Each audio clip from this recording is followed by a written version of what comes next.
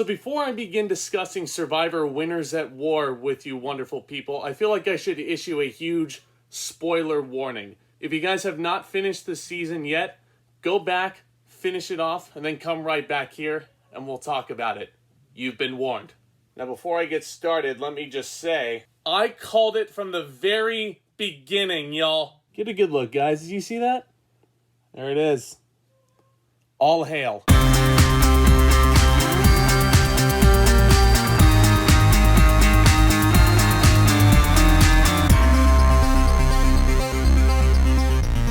Welcome back, everybody. Now, I realized that I said that I was going to sit here and give you my thoughts on Survivor Winners at War as a whole.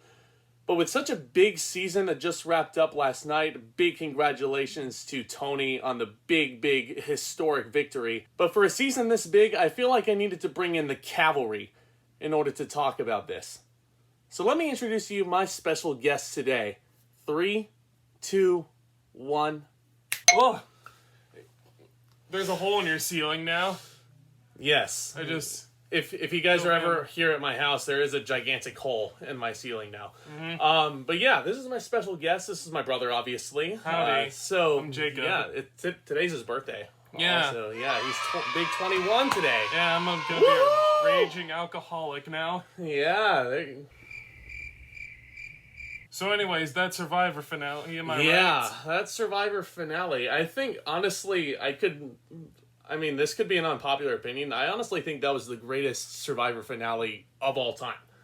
Well, I would have to say this season definitely ranks in top 10. It was a great season all the way around. Yeah, and I was just thinking about this question, but Jeff Probst has gone on record saying that he thinks that this is the greatest Survivor season of all time. And it's honestly hard to argue that. Do I think it's the greatest season of all time? Honestly, no. I do love it. Love it. Probably on the same level as the Second Chance season. Oh yeah, it's definitely top 5, if not top 10. Yeah, what is your favorite season, do you think? Oh boy, honestly, it's kind of tough to say because, Survivor came out when I was a baby, and I haven't gone around to seeing all the seasons. Yep. So I'm kind of an impartial judge. I would say my top 5, though, Winners at War is definitely in there. This is in no particular order. I also liked, I liked Heroes versus Villains. I liked, David versus Goliath.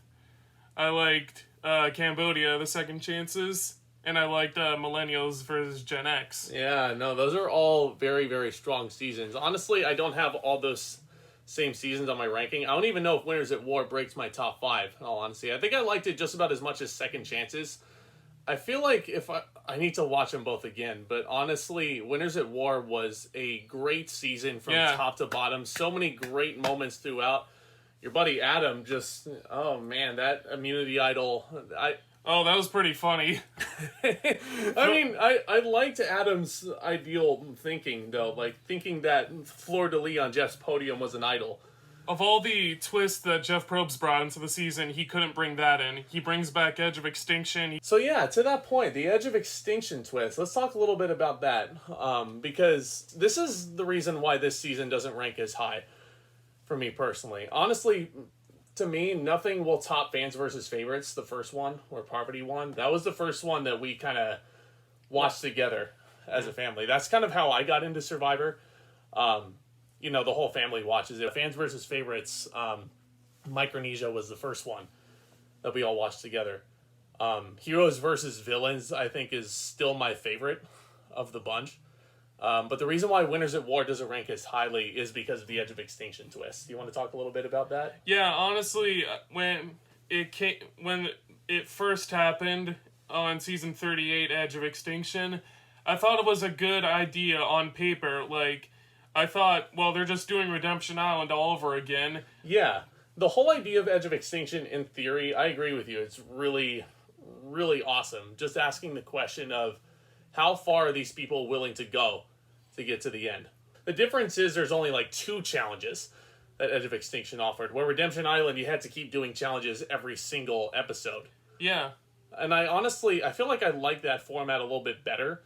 Me too. In terms of, yeah, I feel like if you substitute Edge of Extinction with Redemption Island into this season, I feel like it's easily top 3 of all time. Yeah. So, I feel like Redemption Island is... Both Redemption Island and Edge of Extinction have the twist goal of bringing someone who was voted out back into the game. So that kind of changes the player's strategy on who they want to vote out. Like, do they vote out someone who they want to get out permanently, or do they risk them getting a chance to get back in the game? right, yeah. So the Hidden Immunity Idol is an iconic piece in Survivor, for sure. And honestly, Survivor nowadays, I don't think would be the same without it. Some of the most iconic moments in Survivor have happened because of idols, people playing them and avoiding elimination. Exactly. And blindsiding someone else. Right. And a lot of, like, I see a lot of Survivor fans saying that they wish that there weren't any idols. The reality is that Survivor is never going to do another season without idols. That's just the way it is. It makes for more exciting television. In my opinion, at least. The Hidden Immunity Idol is a super, super cool little tool. However, with all the different advantages that were coming in, like safety without power, extortion, the disadvantage in the challenge. Yeah. The flip the coin. Yeah, I feel like those advantages in moderation, they're fine, but overall, I just feel like it was everywhere, just firing off like one advantage after the other. It's like, you get one. Speaking of fire, the fire tokens. Yes, yeah, the fire tokens. What did you think about that? I honestly liked it. I thought it was an interesting idea, something Survivor had never done before. You've been on TV for 2 decades, You gotta experiment, and the fire tokens, I feel like the players took them seriously into consideration, like, they helped buy advantages for the Edge of Extinction. You could buy food to give you energy for the challenges. Sometimes people who had idols, it kind of created a barter system. Like, hey, if you give me the idol, I'll give you 2 fire tokens. Absolutely, yeah. No, the fire tokens were definitely another great layer to add to the game with this idea of a Survivor economy, as Yule so greatly put it. I love Yule. He's great. But the Survivor economy, that whole idea of maybe purchasing a Hidden Immunity Idol instead of finding it, like purchasing a jar of peanut butter like Tyson did. The fire tokens overall, I feel like, are a neat concept. So as I talked about earlier, I said that this was, in my opinion, the best finale in Survivor's entire history because of that 3 hours. And we got a lot of time to really spend with the final 6. Got more time to know the people and, like, their stories and, like, why they think they should win the game. Right, and that's part of why this season is not really as high as some other ones on my list. It's mostly because of the inclusion of the Edge of Extinction. And again, I get why they included it as to give the iconic winners a second chance to get back in the game. Or a third chance. Yeah, exactly. But my big problem with the Edge is that there was so much of it on this season. The editing, to me, just seems a little bit choppier than in previous seasons. Like, there were times when I legit forgot who was aligned with who, because there was a lot of time that was spent on the Edge itself, and everybody talking about how much the Edge sucked. To the season's credit, the people on the Edge were still kind of in the game, so we needed at least some time in the episode to catch up. Right, yeah, but again, there were times where in the main game, this is all about people. Survivor's a game about people. Exactly. And how they adapt. Survivor is often thought of as a game where you have to deceive people and outsmart people. No, it's a social game. In the end, yeah, you can play a good game, but in the end, you have to make the people on the jury want you to win. You have to make them like you. Exactly. Which brings me to the Edge of Extinction's second returnee and the runner-up, Natalie Anderson. Yeah.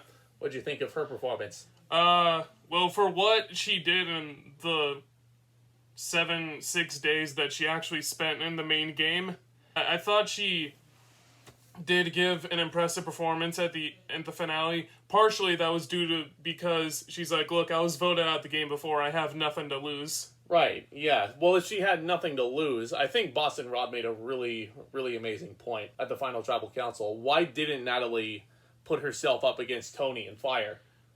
Honestly, that comment kind of... I didn't necessarily agree with it too much, because even though in the first Edge of Extinction season, the eventual winner, Chris, he won the final immunity challenge, but he gave up his necklace so that he could defeat Rick in the fire making challenge.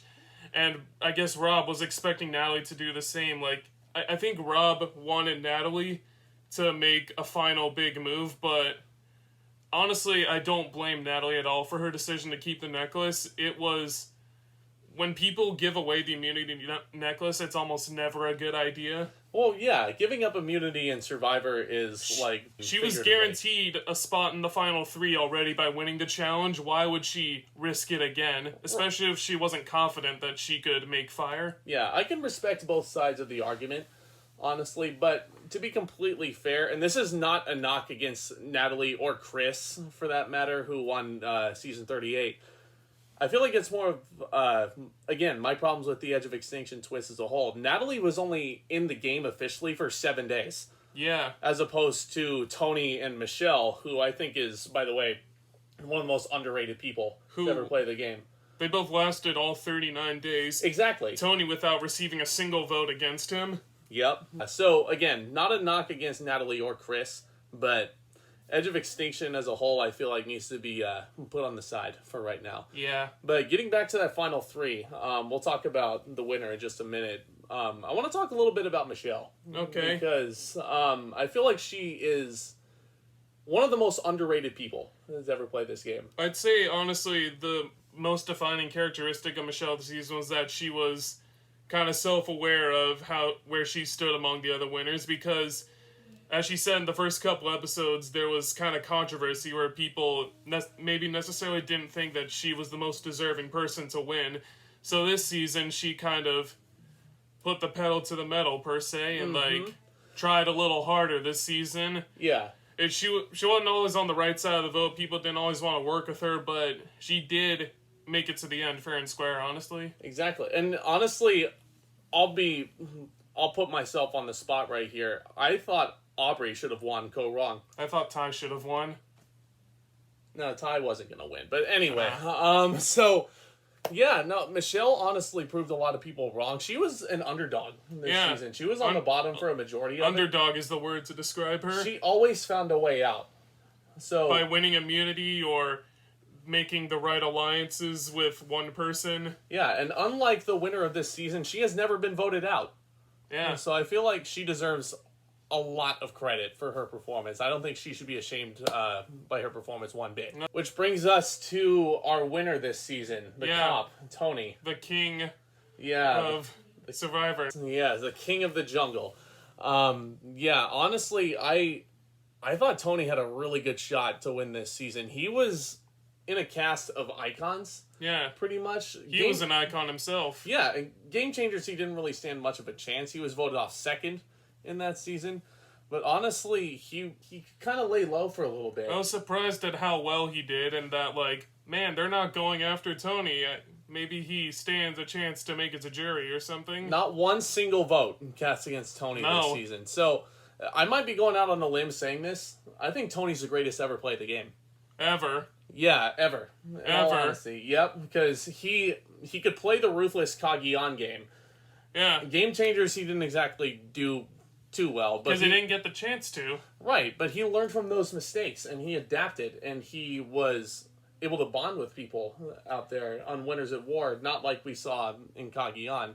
I had a feeling that he bonded with a lot of people on that cast as well, but we saw a lot more of Tony just being the entertaining person that he is, really, and building ladders, catching sharks. Winners at War, he definitely improved the social aspect of his game, the outwit portion, because, like, he was able to build relationships and, like, make people feel good, whereas in Kagiyan, he was kind of a villain. Kagiyan, well, yeah, but a little bit. Tony's not the one to use the word villain.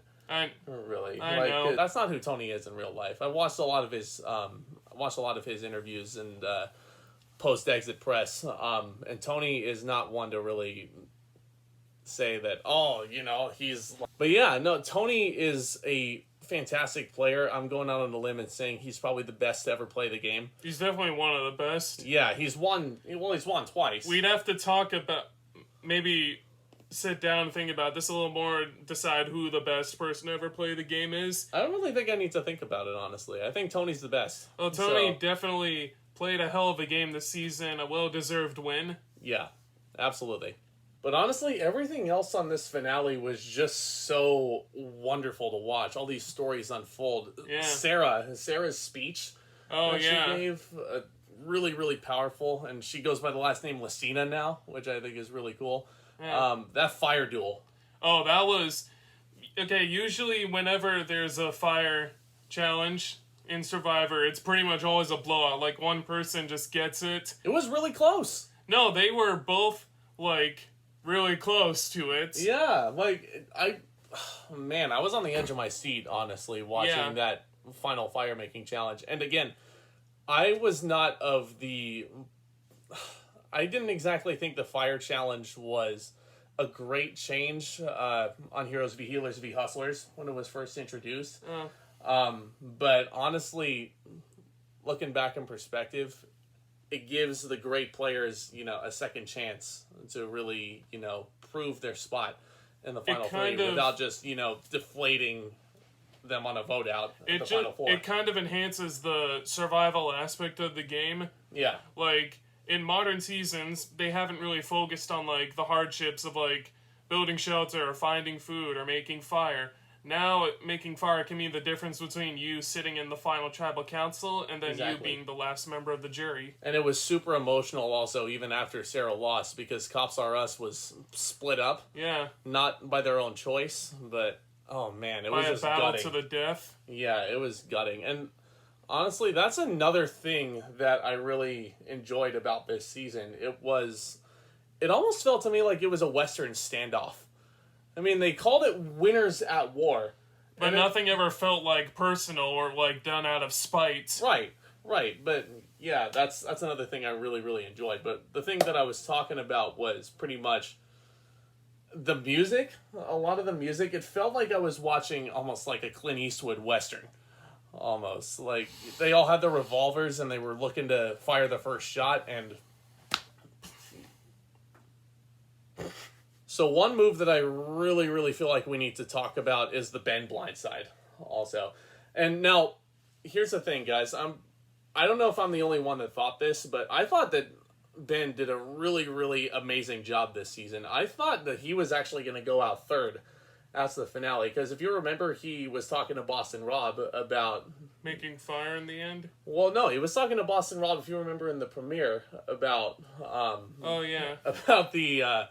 About the plan that Danny made to get rid of him. Yep, and he just let it slip, and Ben, ever so humble, he was like, Boston Rob, how does he even pull that off? And then he gets to the game, and then Ben is just starstruck, and he gives Rob everything. He's like, there you go, you got it. No, but I thought that Ben did a really, really great job this season for making it to the final five, and the fact that he went up to Sarah and basically told her, listen, I feel like my journey's complete. If you need to vote me off, I completely understand. If this were Red Dead Redemption 2, then the Cowboy Ben, he would have gotten so much honor from doing that. It was the good honor ending for him. There you go. So I felt that Denise honestly played an impressive game this season too. She really did. I knew Denise was a great player, but she really skyrocketed.